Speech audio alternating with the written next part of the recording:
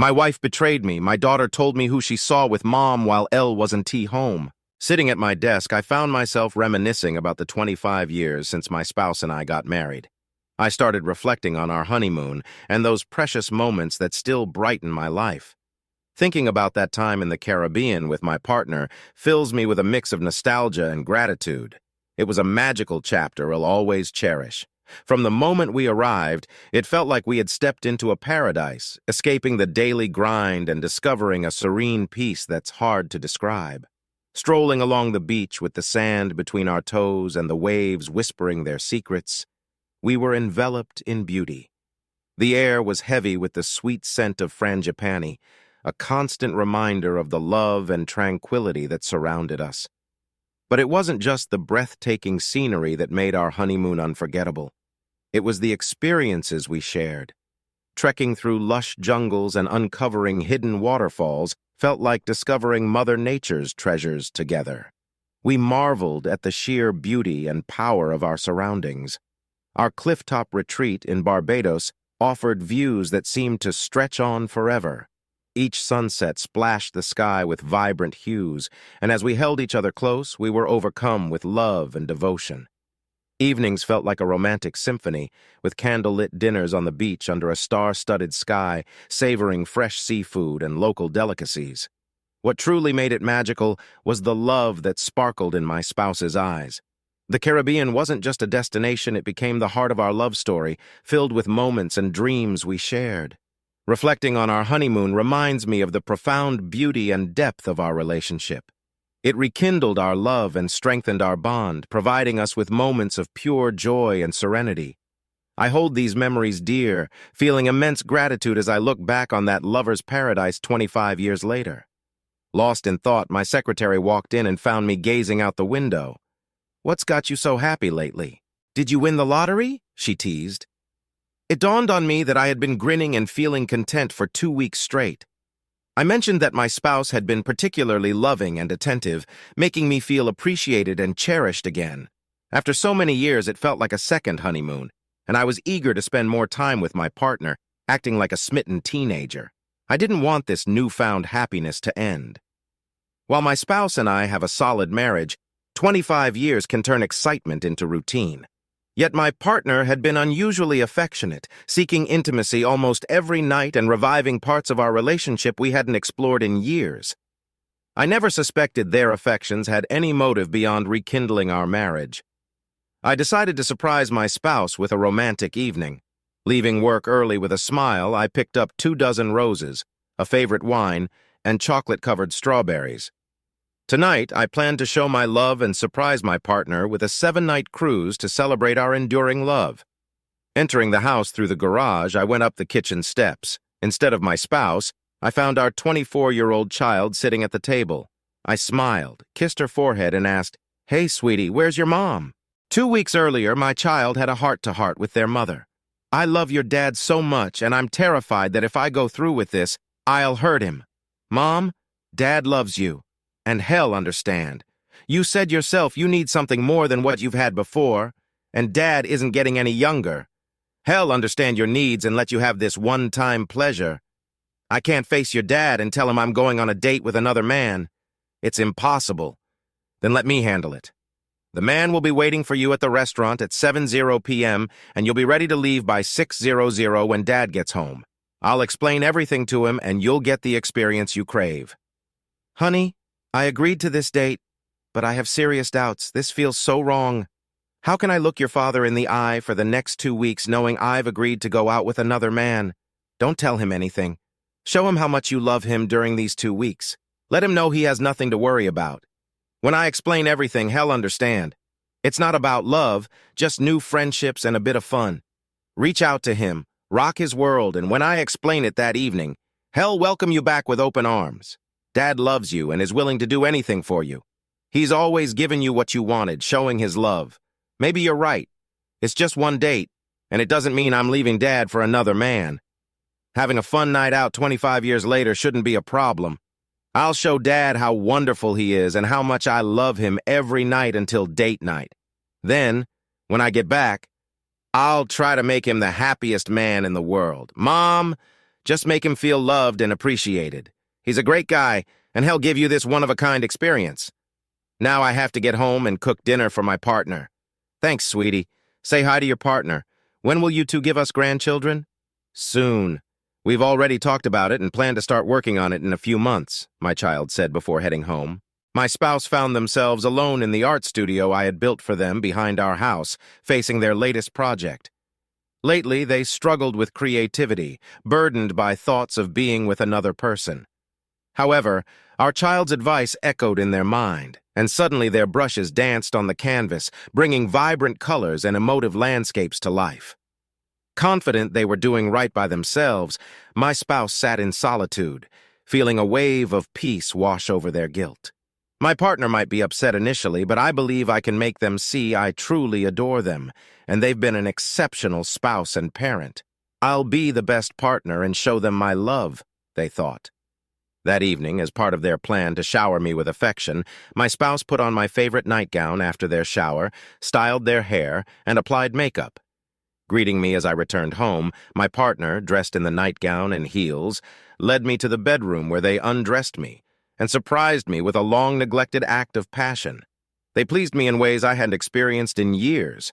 My smile filled my spouse with warmth and happiness, making them wonder why they hadn't done this sooner. This is the best welcome home I've had in ages. What's the occasion? Honey, I just wanted to remind you how special you are and how much I love you. Did you enjoy it? They asked. I did. It's been so long that I forgot how much I missed it, I replied. Feeling pleased, they pulled me onto the bed and we shared passionate kisses for several minutes. It was the most fulfilling intimacy we had experienced in years, causing my spouse to rethink their plans with the other person. Over the next few weeks, our connection deepened. I became a happier person, constantly smiling, laughing, and showing affection. My spouse found themselves in a better place than they had been in a long time and began to reconsider their planned date night. They even discussed the positive changes with our child, questioning if they still needed to go through with their original plans. Mom, this is wonderful, but don't cancel just yet. Let's see how the next 2 weeks go. Enjoy each other and see where it leads. You don't need to cancel now. We can reassess in 2 weeks. You can always cancel last minute if needed. But remember, this chance might not come again. All right, maybe you're right. Remind me about the other person's situation. I know he's your friend's father, but I need more details. Sure, Mom. When his spouse was diagnosed with an inoperable brain tumor, he took time off work to care for her until she passed. She was the love of his life, and after her death, he was devastated. He became withdrawn and focused only on work. When Anna and I suggested he start dating, he admitted he didn't know how to be with anyone else. Hearing his story made me realize I might have a solution for both of you. My child went on to explain the other person's deep admiration for their mother and his desire for companionship. They described their conversation and his eagerness to meet my spouse. Mom, he thinks you're wonderful and would love to spend time with you. I'll give him your number and you two can arrange to meet. He's about 10 years younger than you and I know you'll get along well. He just needs someone to talk to and befriend, and I believe you can help each other. The next day, the man called my spouse, and after a delightful conversation, he invited them to spend time with him. When he complimented their photo and expressed how much he looked forward to their meeting, my partner felt a surge of excitement. The thrill of doing something new and his flattering words gave them butterflies. They agreed to meet him and said they were looking forward to it. He offered to pick them up, but they preferred to meet him at the restaurant. They texted each other daily, their exchanges becoming more playful as the meeting approached. By the time the day arrived, my spouse's text messages would not have passed the simplest test of loyalty. They were constantly excited, imagining what lay ahead. Despite this, they tried not to neglect me and put more effort into our intimate moments every evening. Now, I walked around with a grin on my face, and my spouse walked around with a newfound desire. This new level of connection exceeded their wildest dreams. I adored my child and thought she was the most beautiful girl in the world. I was so proud of the woman she had become. I wished I had spent more time with her as she grew up. But I worked hard to provide a good life and tried to be there for her as much as possible. I smiled when I saw her, but felt a bit surprised. Sweetheart, what are you doing here and where's your mom? I asked as I set down the 24 roses, a bottle of wine, and a box of chocolates. I've got a special surprise for your mom tonight and can't wait to see her, I said, reaching into my jacket pocket to pull out travel plans and tickets for a 7-day cruise. I'm taking your mom away on a 7-day cruise, and I can't wait to see the look on her face when she finds out. Don't say anything when she gets home. I want to surprise her. Hearing her call me Daddy always made me smile, reminding me of when she was a little girl sitting on my lap. But something seemed off. Tears welled in her eyes, and she was out of breath, clearly worried about what she had to tell me. "Dad, we need to talk," she said, a tear sliding down her cheek. Concern flashed across my face. "What's wrong? Is something the matter with Mom?" "No, Mom's fine. Please sit down and let me explain," she replied. After a pause, she spoke again. "Dad, you know how much Mom loves you, and she told me how great things have been between you two lately. Yes, and I love her too. That's why I want to show her how much she means to me." Seeing her tears, I realized her news wasn't what I expected. "I'm really sorry, Daddy, but Mom went out with another man." I sat in stunned silence, trying to process her words. Her tears flowed as anger ignited within me. "Sweetie, what are you saying? Where's your mom?" I demanded, my voice rising in frustration. "Mom loves you very much, Daddy, and I hope you won't take this the wrong way, but Mom went out with another man and won't be back until tomorrow. She couldn't tell you herself, so I volunteered to break it to you because she didn't want to hurt you. It's just one night and she'll be back tomorrow. Is this some kind of joke? I can't believe this. Your mother would never betray me like this.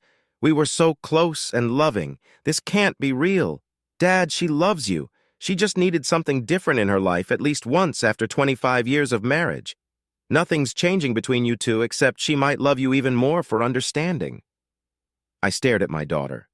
"Why are you involved in this? Your mom shouldn't have dragged you into it, and I should be talking to her, not you. How did she get you into all this? Dad, Mom and I have always been close, and we share everything. She said things had slowed down between you two, and she no longer felt the spark. My friend's dad lost his wife a few years ago, and he also needed someone to connect with."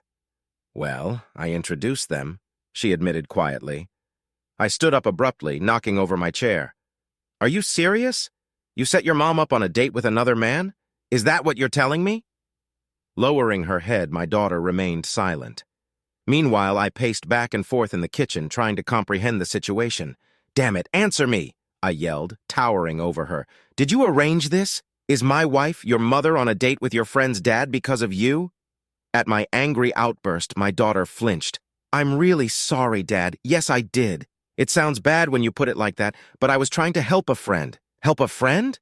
What about me? What about our family? How could you do this?" I demanded, my voice rising in anger. "Where is she now? And why did you say she won't be back until tomorrow? They went to a restaurant. I don't know which one. Then they're spending the night together. Just this once. She'll be back tomorrow. Dad, she loves you. She's been telling me for the past 2 weeks how much she loves you and doesn't want you to be hurt. It's just one night. She thought you'd understand and give her this one chance. So is that it? I thought her newfound affection over the last 2 weeks was genuine. But now you're saying it was just her way of easing her guilt? Well, this isn't going to end well, I assure you." Tears streamed down my daughter's face. "Dad, it's not like that. She never pretended or tried to hurt you. She wanted to show you how much she loves you. Can't you give her one night? You know she loves you and can't imagine life without you. She talked about looking forward to your retirement and spending time with your grandchildren. We plan to have kids and we need you both. Ironic, isn't it? That dream ended when she agreed to go out with someone else. Who is this guy? He's my friend Anna's dad. He's really nice and I think you'd like him." "Oh, great. So I'm supposed to be friends with the guy who's dating my wife? Maybe we can be drinking buddies, and I can let him borrow your mom on weekends. Is that your plan for me?" My daughter slumped into her chair, realizing the magnitude of her mistake. My words hit her hard, shaking her to her core. After pacing the room, I managed to regain some control. Turning to my daughter, my voice was filled with venom, my pain and anguish clear. "Listen carefully. Leave now. I need time to process what you and your mother have done to me. I don't want to see or hear from you. No calls, no messages. Your betrayal is unforgivable. You are dead to me. Understand? I'm no longer your father and you're no longer my daughter. Get out of my house and never speak to me again." My daughter wept openly, her head in her hands. "Dad, please don't say that. I love you and want to stay here tonight. Mom and I planned for me to stay with you. We don't want you to be alone. The disrespect you've shown makes me question if you ever truly respected or loved me as your father. You're just like your mother. I worked tirelessly to provide for you both, and this is the thanks I get? Turns out I'm just a meal ticket, never earning respect from either of you." Amid tears and sobs, she pleaded, "Dad, I love you. Please reconsider. Let Mom explain everything tomorrow. You've had 25 wonderful years together, and I know you love her. Give her this one thing, and she won't leave you. She can have whatever she wants, but she'll never have me again. Forgiveness is beyond me. Everyone involved will face consequences, including the man who took my wife. Now go. You've shown your true colors. You still have your mother. Nothing changes for you. You're no longer my daughter. Leave." With tears streaming down her face, she fled the house in agony, experiencing a pain she had never known. She never imagined her father's reaction would be so severe. Had he truly disowned her? For the first time, she realized she might have crossed a line in helping her mom with this plan. She knew he loved them both, but his fury was undeniable, and she prayed for his forgiveness. Right after my daughter left, I dialed my spouse's cell, but it went straight to voicemail. I left multiple messages pleading for them to call back and come home. When my calls went unanswered, even after a few drinks, I resorted to texting the same plea. Still, no response. By 2 a.m., it dawned on me they weren't coming back or answering my calls. Exhausted from self-pity, I stared blankly at the TV, bombarded with more bleak news. My world had turned into a nightmare. Reflecting on our 25-year marriage, the highs, the lows, the milestones, and the once frequent intimacy now replaced by routine, I felt a deep sense of loss. Though our sex life had become predictable, there were no complaints post-coitus. We always embraced, drifting off in each other's arms. Daily we exchanged "I love you" and rarely argued, yet now it seemed those words held little significance. Peering out at the art studio I built for my spouse, a sanctuary where they poured their creativity for 2 decades, I realized it held more importance to them than I did. Though proud of their achievements, I felt sidelined, but their happiness mattered most to me. The talk with my daughter hit me like a ton of bricks. Learning my spouse wanted to be with another person blindsided me no warning at all. Despite years of hard work to support my family, I failed to notice they weren't happy with our marriage. It stung to know they shared this with our child instead of talking to me, fueling my anger and humiliation. Reflecting on my life, home, and future, I remembered the house and property I inherited from my grandfather, solely in my name before our marriage with no mortgage. It made me think. Fueled by alcohol and fury, I plotted ways to hurt my spouse like they hurt me. Staring out at their studio, a surge of strength washed over me, perhaps from alcohol or the pain of betrayal. With renewed vigor, I sprang into action. I made countless trips to our bedroom, gathering all of their belongings and relocating them to the studio: shoes, clothes, jewelry, all piled in the center. I then gathered photo albums, including our wedding pictures, placing them on top of the heap. Remembering items in the attic, I went to retrieve them. I retrieved their wedding dress, baby clothes, and more, adding to the growing pile. It amazed me how much they had accumulated over the years. I took down their pictures from the walls and tossed them onto the heap sculptures, sketches, all their cherished possessions now part of the ever-expanding mound. I felt tense but decided to wait, giving them a chance to return or respond to my calls and messages. If I didn't hear back, I'd go through with my plan. I double-checked the house, making sure everything important to them was in the studio. I grabbed a 20-liter gasoline can from the garage and headed to the studio, preparing. In the meantime, I went online, canceled our joint credit cards, transferred money to my account, withdrew cash from the safe, and packed a few suitcases, loading them into my truck. I planned to stay away until the lawyer sorted things out. Giving them another 5 minutes to return, with my last hope fading, I poured gasoline over the pile and along the studio walls. After a deep breath and brief hesitation, I lit a match, igniting their belongings. The fire spread fast, visible from the street. Before I could escape, their world was engulfed in flames. Driving along the highway, a profound realization hit me, accentuated by my distraught state. Overwhelmed by sorrow, tears streamed down my face. It dawned on me that my once happy marriage had met the same fate as the studio consumed by flames. Unexpectedly, the fire spread to the back porch, endangering the house. Thankfully, firefighters arrived quickly, saving the house from complete destruction.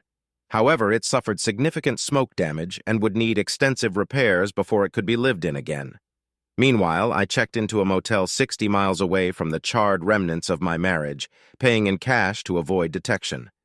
Exhausted and overwhelmed, I turned off my phone and collapsed into bed, falling into a deep sleep until noon.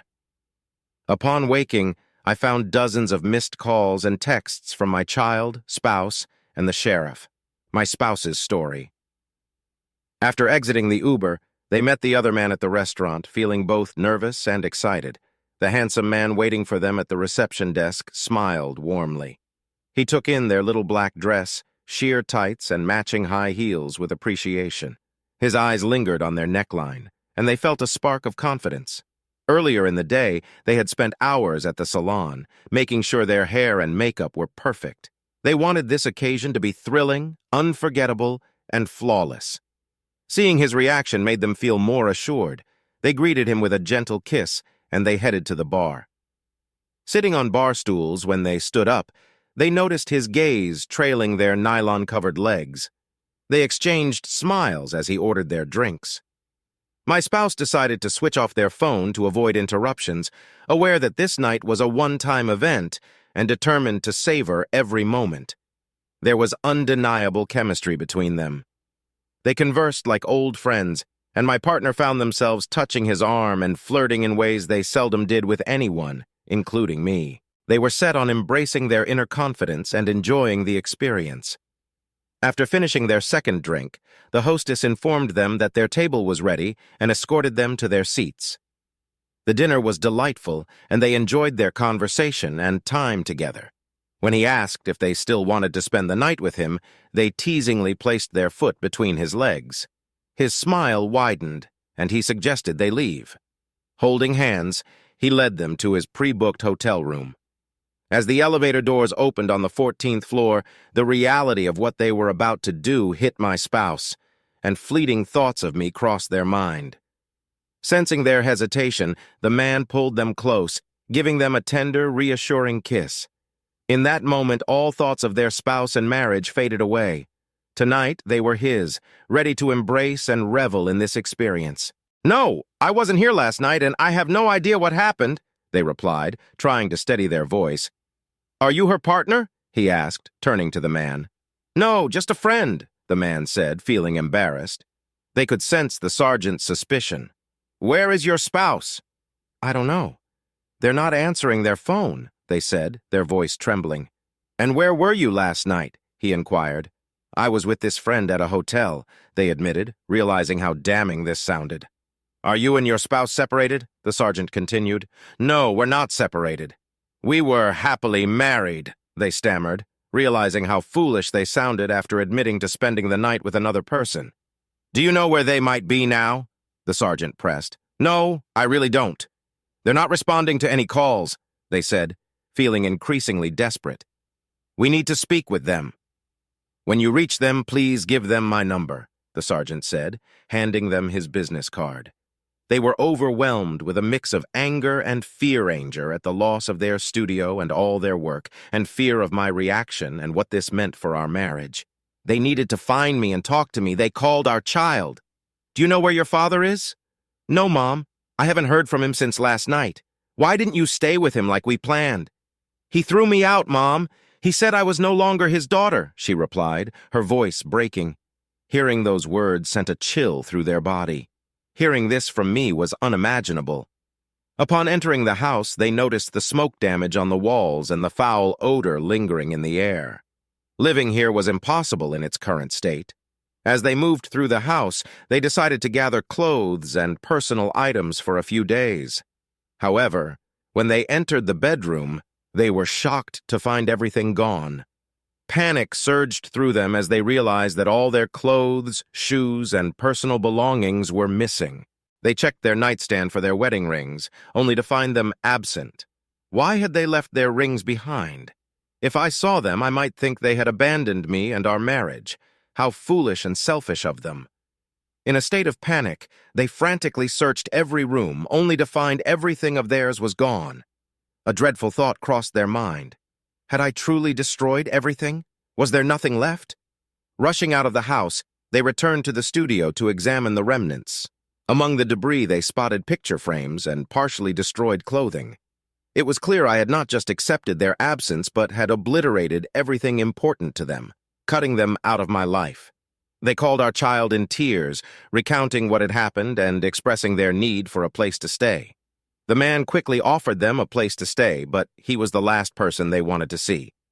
Politely, they declined, explaining that they needed to be alone and asked him to leave. Hurt by their abruptness, he left, leaving them to regret their actions and the person they had spent the night with. Though they knew they were at fault, they couldn't help but blame him for their selfish betrayal, even though the true blame lay with them. "I think I've lost your father," they said, sobbing. "Mom, don't say that. Dad loves you. Honey, he burned everything, my clothes, paintings, and studio, everything.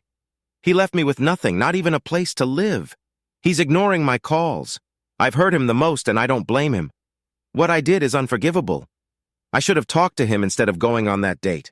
We could have worked things out, but my selfishness drove him away. If I were him, I wouldn't take me back. What do I do now? I have no home, no clothes. Mom, don't blame yourself. I share some of the blame, too. You can stay with us until your house is repaired." Tears streamed down their face as they realized the full extent of the damage they had caused. "We'll get you new clothes this afternoon and make sure you're settled by evening. It's not just clothes. All my artworks, paintings, and sculptures are gone. 25 years of marriage and 2 decades of my artistic creations all destroyed. I feel utterly alone. I have nothing left." They sobbed openly, drawing glances from the neighbors. "Oh God, your father is calling." "I'll call you back," they said, fumbling to answer the call, their hands shaking as they nearly dropped the phone, finally managing to connect. "Is that you? Hi, how are you? Where are you? Please come home. We need to talk." "No, I know everything from our child. Yes, your child, not mine. You both are dead to me, and this might be our final conversation. Please don't say that. I love you. You should know this. The studio is gone. Did you do this? It wasn't me. You did this with your deceit and betrayal. When I saw your wedding rings discarded and knew you were with another person in my heart, you died. Your actions are unforgivable, and our child's involvement is beyond comprehension. We're finished. I'll meet with lawyers on Monday to start the divorce proceedings. Please, can't we talk? Talk and resolve this? You can't just discard our 25 years together. We are talking, and I'm not the one who discarded our 25 years. You did with your planned betrayal and deceit. There's no person on this earth who could accept or forgive such treachery. This is our last conversation. You can reach me through my attorney's details, which will come with the divorce papers. Goodbye. No, wait. But I was gone. Their world had crumbled. Our child arrived just as they ended the call with me. We embraced each other, crying over our loss.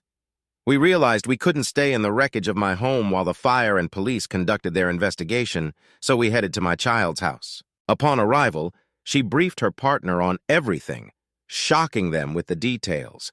They tried to explain it all, but when their partner discovered they had arranged a date for their friend's father with their own parent, they were appalled and furious. You set up a date for your mom with another man, knowing Dad would be left alone? How could you not realize he'd never accept that? What kind of partner lets their spouse go on a date with someone else?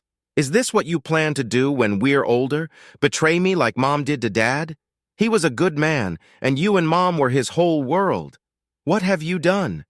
You've ruined a good person and pushed them to do unimaginable things. I can't believe you'd be so thoughtless. I need to think about our future. Right now, having kids with you is on hold until I figure out where you stand." His anger shocked her. She was surprised by his lack of understanding of her mother's situation. It was just one date after 25 years of marriage, for heaven's sake. Later, she realized the real issue was the end of her parents' marriage, her father's loss, and her mother's shattered happiness. Soon, they'd all face the consequences of her actions. 5 long days later, I returned home to assess the damage. I decided against filing an insurance claim to avoid more potential costs. In my meeting with the lawyer, I made it clear the house was mine and not up for debate.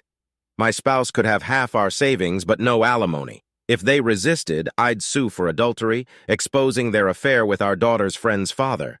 Divorce papers were already in motion. I also sought advice on criminal arson charges, but learned that without an insurance claim, it likely wouldn't proceed unless I made a false report. A neighbor who knew our child called her when she saw me return home. My child hurried over. I was checking the damage and figuring out what repairs the house needed when I heard the front door open. "Dad? Dad, where are you?" My daughter's voice echoed through the house. I stayed silent, focused on assessing the damage.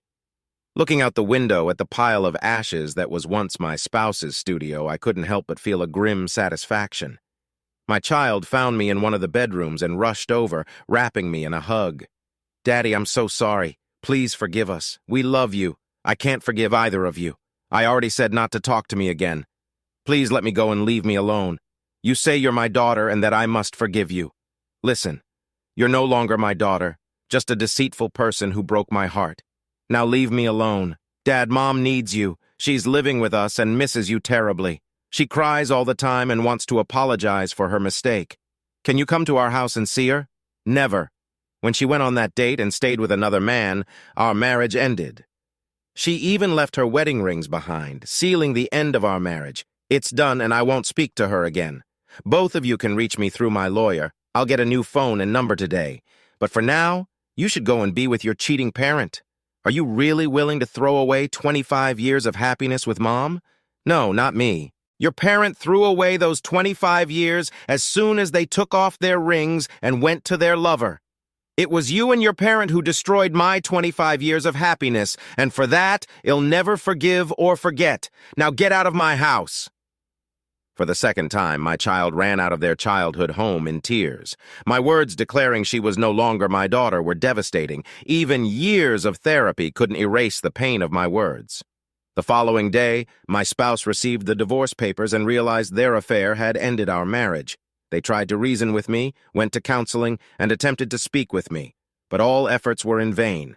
I had cut off contact with them and our child. Their partner eventually reached out to me, expressing anger and disappointment over their actions. Their partner reconsidered having children due to my child's betrayal, and they entered couples counseling to save their marriage. My spouse had hoped to return home after I rebuilt it, but the divorce made it clear that the house was mine. They received half our savings and $2,500 monthly in alimony for 10 years. Though I initially refused to pay, I eventually complied with the court order. Now they had to find work after 25 years of relying on me. They moved from our child's place to a small apartment near the city center and started working at an art gallery to get by. My spouse's artistic freedom was suddenly at risk. No longer could they spend hours in my beautiful studio or enjoy the lake view from the big windows I had gifted them. Work now consumed them, leaving little time to reclaim their old life. All their free time vanished, along with the luxury and marital bliss all for one reckless night with another man. They would never have enough tears to erase the hurt caused by that one mistake. I, their ex-partner, would never speak to them again. Hearing that I had disowned our daughter shattered her heart, and she sank into depression over our split. To save her own marriage now falling apart, she sought help from a therapist.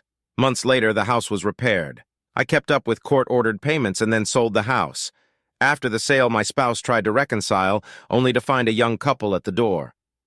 "Hello, can we help you?" the woman asked. "I'm looking for the previous owner. Are they here?" "No, they sold us this house and moved on. They were very kind. Are you their ex-partner?" "Yes, that's me. Did they leave anything for me?" "They did." "They left an envelope for you," the woman said, handing it over. "Thank you. Enjoy your new home," my spouse said, tears streaming as they realized they would never see me again. Back in their lonely apartment, they opened the letter with trembling hands. The letter read, "25 years, and I once believed I couldn't be the partner you needed. Clearly what you needed was a circus, not a partner. Your antics have shown me that you wanted more. Congratulations on finding it outside our marriage. Those 2 weeks you pretended to be the loving partner again should have known it was just the calm before the storm, a prelude to your grand betrayal. I was planning a special night for us while you were out with someone else. You didn't just break us, you obliterated us. I've done us both a favor and disappeared. Don't try to find me. I'm starting over in a place where your face and our child's don't exist. Consider our home another casualty of your selfishness. I sold it, and maybe the new owners can rid it of the stench of betrayal. You want closure? Consider this letter it. Here's to your new beginnings. May they be as fleeting as your loyalty. Farewell, from the person who once loved you. They thought they had no tears left, but after reading the note, they cried all night, hugging their knees tightly. The thrill and memories of the wonderful times with the man faded, overtaken by regret and sorrow. At 48 and alone, they realized their days ahead without me looked bleak. They had traded their life of comfort and love for a moment of reckless pleasure. I confronted the other person late one night, just before he was about to leave for Ecuador. When the door opened, I stormed in, revealing I was the partner of the person he had been with. He tried to justify his actions, claiming he believed my spouse was okay with it and wouldn't have pursued them otherwise. I wasn't interested in his excuses. Months of pent-up anger and pain exploded. The encounter was brief. I used a crowbar, and within seconds, his life was drastically changed. Before leaving for the airport, I left him with a warning about the dangers of getting involved with a married person. By the time he got to the emergency room and reported the assault, I was already settling into my beachfront apartment in Ecuador. Detectives learned 2 weeks later that I had left the country and realized they couldn't pursue me unless I returned. Even if they located me, Ecuador doesn't extradite for assault charges. He endured a painful recovery with weeks in the hospital and months of physical therapy. The 20 stitches across his face would always remind him of that night. Unsure of his future, he knew his old life was over because of the 2 women who persuaded him to steal another person's spouse. He never contacted my spouse or child again.